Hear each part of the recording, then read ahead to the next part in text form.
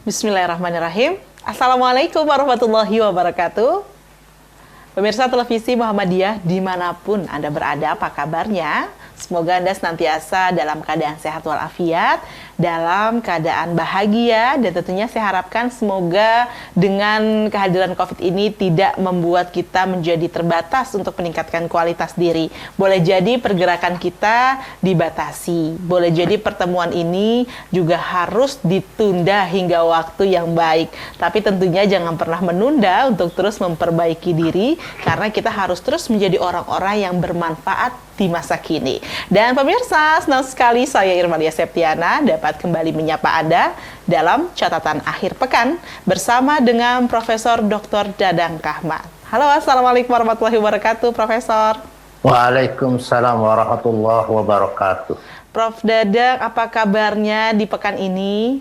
Alhamdulillah, selalu baik insya Allah. Insya Allah. Ini boleh berbagi lagi dong, Prof. Gimana sih cara Prof menjaga kesehatan? Karena di setiap pekannya, Alhamdulillah, kita selalu berjumpa, Prof, dalam keadaan baik. Kemudian pekan selanjutnya dalam keadaan baik, begitu ya. Padahal dengan segudang aktivitas dan beberapa hal lainnya tentunya membuat Prof harus ekstra menjaga diri. Apa sih, Prof, tipsnya? Ya, saya kira sesuai dengan standar saja. Nih, pertama, kita mentaati protokol kesehatan, social distancing.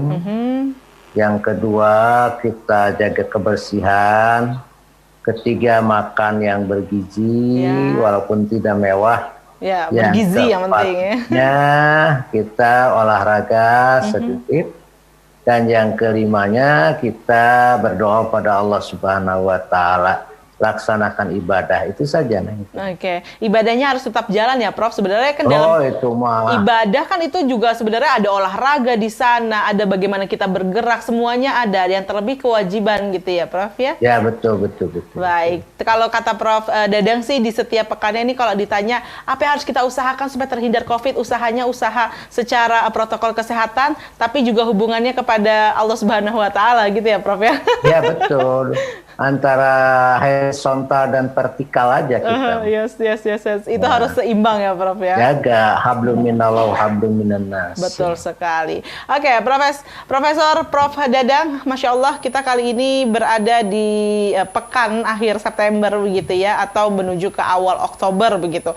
Nah, biasanya kalau dalam rentang waktu seperti ini, setiap bulan September akhir sampai dengan Oktober awal, kita masih kemudian kembali seperti diingatkan lagi kemudian dengan isu-isu di masa lalu mengenai sejarah. Terlebih ada yang namanya mungkin ya kalau filmnya masih dipasang gitu ya, masih dihadirkan gitu, beberapa stasiun televisi mungkin juga masih mendapatkan kesempatan untuk menghadirkan kembali agar kita tidak lupa dengan sejarah yang pernah hadir di NKRI, yakni tentang G30 SPKI begitu ya, Prof Yana. Bagaimana nih pendapat Prof Dadang terkait dengan upaya agar kita tidak pernah melupakan sejarah?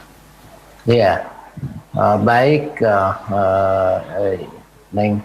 Jadi di Al-Quran itu ada ayat surat Ali Imran, "Watil kal ayyamu nudawilu bainan nas." Dan hari-hari itu diputarkan di antara manusia. Artinya sejarah itu akan berulang. Bagaimanapun sejarah akan berulang. Kejadian G30 SPK itu sudah 55 tahun yang lalu. Betul. Artinya sudah sangat lama. Dan biasanya kalau sudah lama seperti itu, pelaku-pelaku sejarah sudah pada tidak ada. Oleh karena itu mungkin ini akan dilupakan orang. Bagaimana peristiwa G30 SPK itu adalah peristiwa yang sangat menyedihkan yang menimpa bangsa Indonesia. Banyak putra-putra bangsa kita yang gugur pada waktu itu, baik di militer maupun di sipil.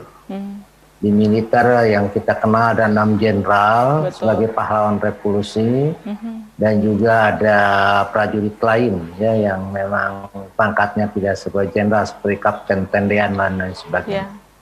Juga banyak hal juga waktu adanya gerakan pembersihan terhadap PKI juga banyak korban di pihak PKI. Oleh karena itu menurut saya hal ini jangan terulang lagi di bumi Indonesia, karena ini hal sesuatu yang sangat mengerikan, sesuatu yang tidak pantas berlaku atau berjalan atau berada di bumi Indonesia yang ramah, damai, dan serta menghormati sesama itu.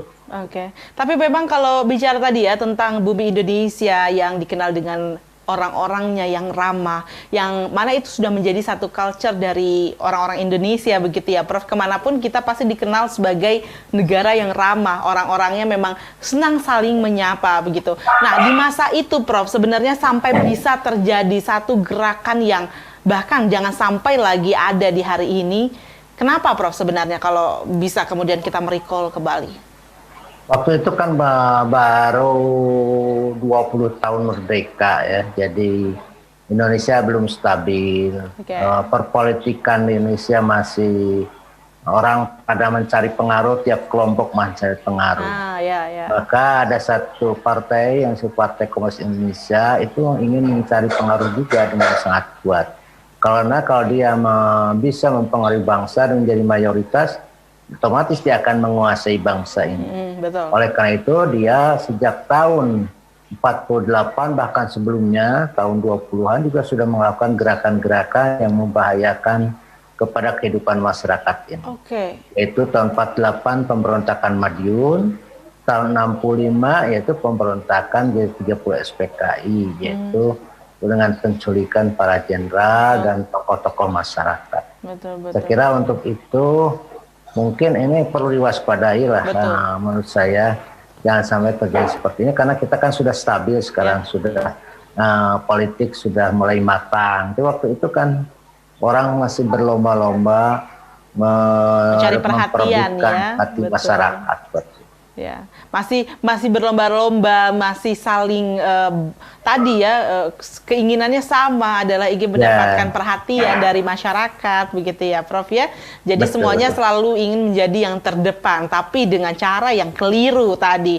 Nah, ini yang jangan sampai kemudian kembali terjadi di hari ini, pemirsa, dan ini harus diwaspadai. Nah, kita akan lanjutkan lagi sebenarnya perbincangan ini, apakah kemudian yang bisa kita lakukan untuk mewaspadai, setidaknya berhati-hati dari gerakan yang bisa membuat rugi banyak orang. Tetaplah bersama kami di Catatan Akhir Pekan.